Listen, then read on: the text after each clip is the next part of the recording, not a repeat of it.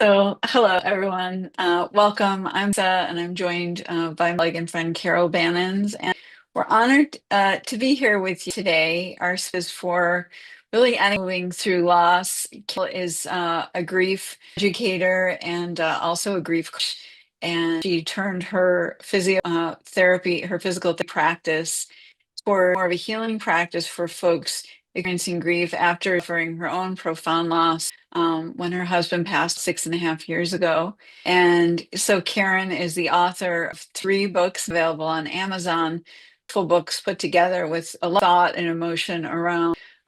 First of all, Kintsugi is a poetry collection that Carol put together, and then 2 other more almost like field guides for those who are healing some of the myths that we need to debunk as we're learning about grief. Her second book, and then her most recent book, just some self-care and suggestions how to help ourselves through the space we're really hurting. And this is our fourth time coming together. I met Carol because I too focused on this healing space and left a corporate career to do so. I have published my first book called The Healing Stay Present. It's the first 3-book series, also available on Amazon. It's a little bit different because it shares the accounting of my own story of losing 2 of my children, young mom, and moves you some very hands-on practices that we can try. So we come into this space with just an openness and a willingness to have short conversations, hopefully. When Carol and I talked about creating this live series, we did so really intention of wanting to help educate and bring awareness around the healing process, but also just as a hopefully warm invitation and encouragement to allow ourselves and give ourselves permission to reach out. Thank you Um, there. yes. Hello. If you could please mute as you're joining us, that would be just beautiful.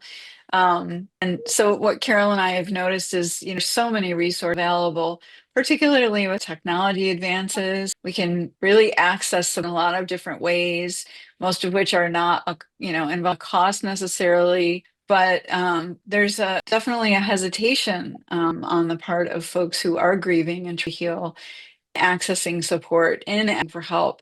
So we're trying to just debunk our own around thinking that we shouldn't need help or it means that we're weak or anything like that. So we put together this live stream in 4 different meetings. As a quick recap, the first couple of meetings that we first looked at emotional barriers to healing. We looked at physical barriers last week. And between we looked at some of the situational things that get in the way of our healing. And today we're really looking at spiritual barriers, spiritual and energetic things in our lives and in our mechanisms that can be a hindrance. So we're going to kind of look at that. So talk through, how do we get around these barriers? So that's a very long introduction. I want to welcome Carol and so our other participants. Carol, would you like to just add anything or say good morning where I continue talking? No, I'll let you continue talking and just say good morning to everybody. I'm so glad you're here. It's such a wide topic, isn't it? It's a very wide topic. And, the things that you and I talked about was a feeling of hope versus a feeling of hopelessness. Just an example of how our spiritual zest or the lack thereof, kind of what's our spiritual life like. We know that organized religion certainly plays a role in our ability to heal. But let's start with this idea that hope is a general feeling of the possibility that things be better in the future than they are today. And that working definition, if we flip it, basically means for hopeless, which is, definitely a spiritual condition. If we're sort of giving up on this idea that things can be better. So I certainly experienced that in my own life and in my journey. And I'm wondering if you could share what you see in your day and also in your own personal experience, just around the topic of believing that things can be better than if they absolutely suck right now. Yeah, I think anybody who's grieving has gone through well, what now? What now? What's the point? I think that's the one, isn't it? Sitting there thinking, what is the point? Whether it's your children, your husband, your parents, somebody you love that's gone, you've had your spirit crushed, haven't you? So, Mm, and that hope of life with children, with the partner, with whoever, is gone. It's taken away from you. And so it's a challenge, I think, to get that hope. And I often say to clients, borrow my hope, look where I am now. Oh, that's Because beautiful. you can, but you have to be open to it. But early on, I think talking about hope maybe is not even worthwhile, because Mm, you're so in the depths of grief, and hope can come from so many different areas, can't it? For some people, it is religion, it is your spiritual practice, it's your spiritual community. You may gain a lot of hope and comfort there. And on the other hand, you may not, because perhaps if the death was a death by suicide or addiction, you feel shame, you feel shunned, you feel judged, you're not allowed to bury somebody where you want them to be buried. And so your whole spirituality, I think, can come into question of, does God love me? Does my community love me? And that can lead you into hopelessness. So I think this hopelessness comes from the loss itself and life and the kind of support that one has, right? If you don't have support, it's really easy to go down a black hole and feel completely hopeless and pointless, and as if you've had the life pulled out of you. And so how do we support that? And I think it's about showing and talking. I know other people get a lot of help when they hear stories from other people mm. like you, who have continued with life, who've had a productive life, who've found meaning. And I think it's about finding meaning again Mhm. in our life that gives us hope and boosts our spirit. And that's what we have to do. It's a great point, what you're bringing up about meaning, because do you think that there's a component of connection, not just from our loved ones, but we, in the aftermath of profound loss, I think can find that activities and goals that we may have been assigning to and felt inspired by or felt devoted to, uh, even our religion, even our faith, Yeah. that when something so precious is taken from us, the life of someone that really was a big part of our own life, that something that was meaningful, we might, like, our job might suddenly seem unimportant. We've talked a lot about the role of identity and how we can Mhm. get upended in our identity when somebody died. I think that a lot of it you're saying around purpose, that when we no longer feel that being involved in where we're spending our time, a lot of these things that we granted do get called into question. And a word about faith, faith is, I've facilitated a lot of grief supports at a place of worship at a church over this couple of years. And one of the things that comes up again and again, a theme, is, folks who have dedicated their lives perhaps to Christianity, for example, that when someone dies or tragedy crosses the doorstep, a person, they suddenly feel abandoned by God. I know that I experience, either feeling like either God doesn't care about me or isn't a God. I was very young when I lost my daughter. I was just 27. So I hadn't put in a whole lifetime of, worship. But what I hear again and again is faith unchallenged is easy, in the sense of, you do the things that you're taught to do, whether it's go to church, read your Bible, be just whatever the things are.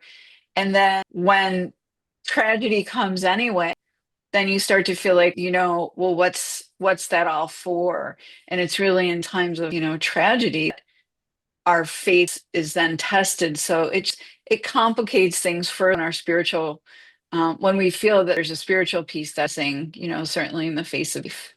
Yeah, I think it can be very challenging. And I think if not everybody has a faith, but for those that do, and how could God do this to me? And I think one of the things I learned with David Kessler is grief is personal, but it's not really personal. He didn't say, Mhm. I'm going to take Lisa McFarland's two children. It's life, and it's a really sad fact of life. We have a Mhm. life cycle. We live, we die. We don't know when our time is. And And I understand that we can really question God as, that doesn't seem fair, it doesn't seem right, whether it was a drunk driver that hit my child, whether it was Alzheimer's or an illness or whatever. And yet, that is, I think, what can really, really be difficult for people with a faith. If they feel that it's unfair, they can lose their faith. Um, Yes. and I think that that's challenging in the time when you probably need it the most. If that's what if you are a Christian or Jewish or whatever, if that is the moment when you need the most support and love, and you don't feel it, and you feel alienated from your God, your Hmm. person, I think that's crushes your own spirit, and you come into question. We come into question this self-identity. Well, really, do I believe? Is there an afterlife? And with all of these questions that perhaps we just accepted, either there was or there wasn't, now come into play, because it can be very comforting for people who do have a belief that they're going to see their loved ones in another life, or that they can have a connection. I know when my father died, I'm the only one of the children who believe in God, and we walked past the coffin, and my brother said, "You don't think this is it, do you?" And I said, "No, I don't." I said, "You do, don't you?" He said, "Yes, I do." And so, it's different for me. I feel I always have a connection to Brian. I feel there's a spiritual connection that helps me through my grief, because I don't feel I've lost him. But I think this is really important. Whether you have a spiritual connection, a belief, you can still keep that connected bond with somebody, that continued bond. You don't have to have a religion. You do it through memories, through music, through talking about them. That, I think, is how we keep the spirit alive of the person who's gone, and how we can help boost our own spirit and know that they're with us, they're in our hearts, that they live with us. And I think that gives us hope that we can continue. Really beautifully said. And it's bringing to mind just this reminder that should you find yourself questioning your faith, questioning, the community, a spiritual community that you may belong to, it might be a meditation group, or it might even be a book, but it doesn't have to be a community centered around, specifically around worship. But I think it's important here to remind folks that it's natural to feel abandoned, and it's natural to question these things. And it doesn't mean you're always going to question, you're never going to worship. And it, to me, it's just more of an opportunity to, as our faith is challenged, we can deepen and grow that spiritual experience later when we're healing, not in the beginning. But it doesn't have to be an either or. It's sort of like when I say this thing about grief, where because I was quiet about pain for many years until it kind of took me over, um, I was sort of quiet about it as I started to tell what I would say is tell my truth about grief. When you start telling the truth about grief, you find that, or you may find you start to tell the truth about a lot of things, because you're not sort of pick choosing, and you're like, oh, if I'm going to have integrity around this, it's not that, just to clear, like, not like, oh, I've been lying my whole life, just more, it's more of an investigation, it's more of an experiment, and in getting to know ourselves. And faith and how we define spirituality is certainly part of our make and how we approach the world. So natural that this comes into play, and we don't want to, if we're feeling angry or we're feeling abandoned, it's okay to have those things, and we don't have to worry that, oh, I spent my whole life worshiping this or practicing this religion, and now I don't want anything to do with it, and it's all over. We want to stay away from the all or nothing commitments, but spirituality is kind of that friend that we have to walk with and figure out what's the role now in my life, now that I'm feeling this abandonment or this connection. I think so. I think grief is an opportunity for a spiritual awakening, if you will. And Mm. and spiritual meaning it can be your own spirit. I'm not referring to Right? I religion love the way you put unless that. Yeah. unless you want it to refer to religion. But I think it's our own awakening, because grief puts in place what's important. all of a sudden, like you said, some of those hobbies that were important to you, you may think, I'm just not interested in that anymore. Or, whatever it was that was important, now you question it. And it's like, is it in the scheme of things that important? I think it changes your whole being, your whole spirit, your whole self. And I don't think we understand that until we go through grief, how profound the internal changes are and how we relate to the world. So whether that's spiritually, just our own spirit, but I think it changes. And I think we can be open to changing the way we think about God, universe, whatever it is, and changing the way we think about ourselves and the cycle of life and how we relate to the world. And that for me is that spiritual awakening that we have with grief. um, and it can close down. I mean, some people are going to say, no, I worshipped all my life, I prayed to God that they didn't die, and they died, and so I'm done. And that's okay too. I think we have to be open to whatever works for you, but allow an openness and a curiosity. I think a Mm-hmm. curiosity about where life is taking you, where your spirit is taking you. And energetically, I think the thing we have to think about is when we feel so hopeless, as we do in the beginning, we feel exhausted and deflated because our spirit has been snuffed out, really.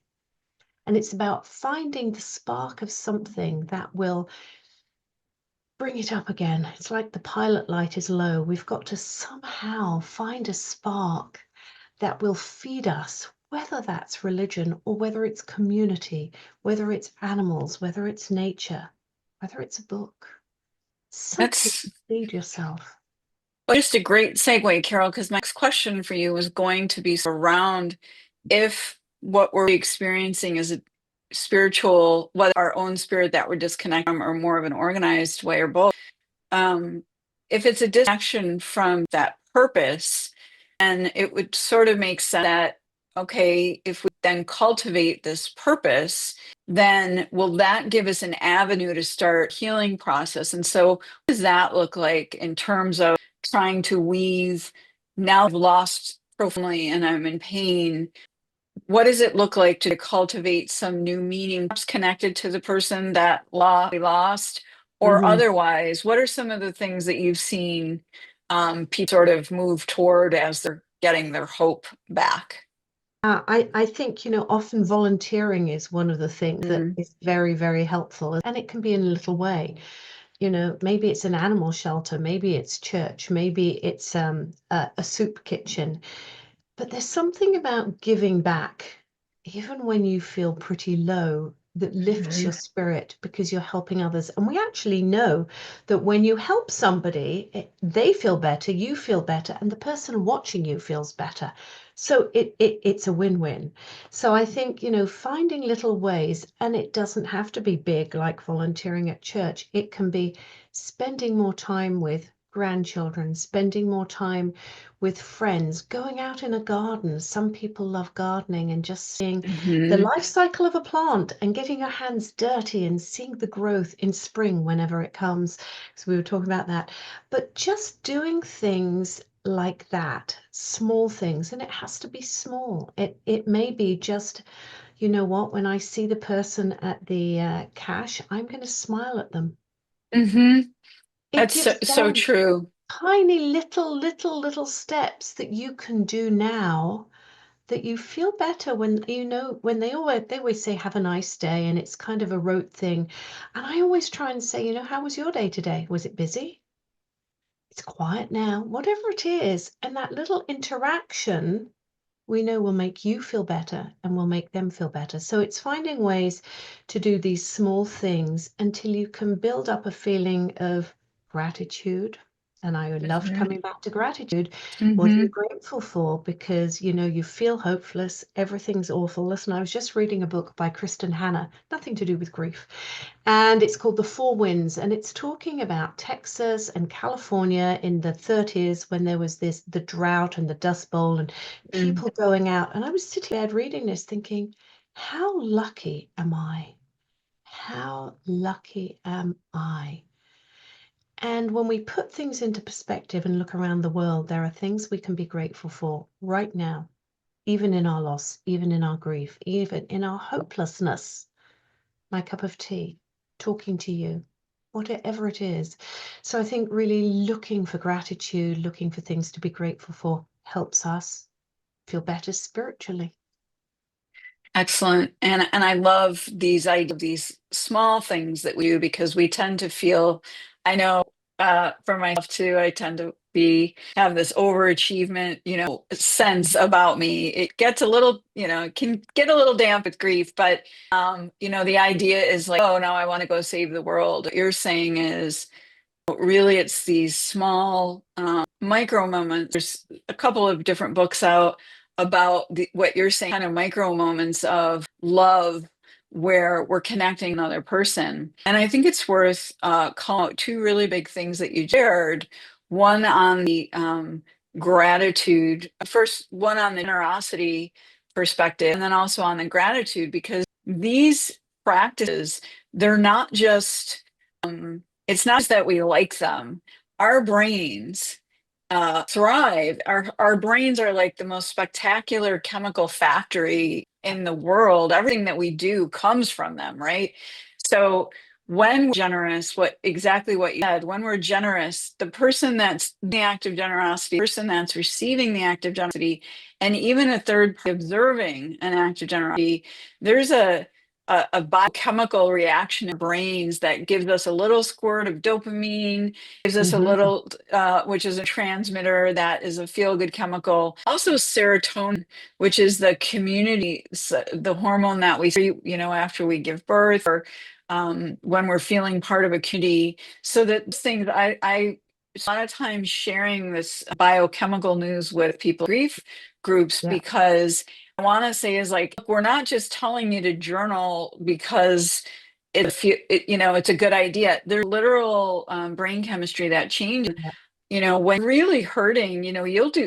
I felt that I would do anything to relieve my suffering. So it's not that you want to make your whole healing path on, well, if I'm generous, I'll be fine. That's not what we're saying. But what we're saying is by becoming curious of what matters now and looking at that in a big way, but also in the very small ways. How do we connect with one another? What's here in front of us now? And how do we allow that parlay into a feeling of appreciative? Because as you said, I mean, when you say to the first thing I think is breath, because without the mm, life force coming in and out of our lungs, it's all gone to pot anyway.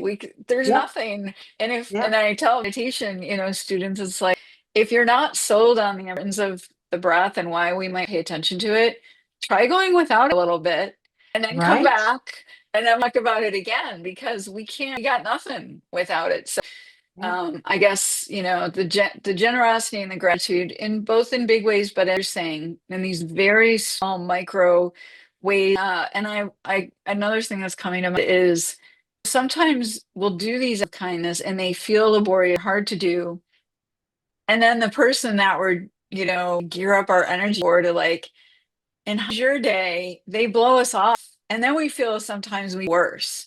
Like, listen, if I can be social and be kind, you can be social and be kind. And I guess I just want to say, like, let's not go down that path, right? When we're helping ourselves, it doesn't matter if the person says thank you or they appreciate how kind we are. I'm still like I wave in the car, if I get over, I'm a big waver. Like I always find like, how can you not wave back? Like, you just let me in. I said thank you. You're ignoring me. But let's not go into those little stories, because we don't, that's not where the healing is. The healing is in feeling comfortable saying thank you or saying, yeah. how was your day? Those And kind of we things. don't know how their day was. Perhaps they're grieving. Perhaps they're grieving and just didn't even register it, or Right. just didn't have the energy to. Yeah, it's not about, you're not doing it to get back. Yeah. You're doing it because it feels good to do it, because it affects your brain chemistry. Please, if you're listening, know this: these little acts of kindness, the acts of gratitude, they really do change your brain. They rewire it. And the more we do it, the more we find to be grateful for, the better we feel. yes, even in grief, we have the opportunity to find micro moments, and they will be micro moments. Mm-hmm. Oh, that was nice. Oh, she gave me a smile. She said hello. It's a micro moment. It isn't a great big, you've taken my grief away. Nobody takes your Right. grief away.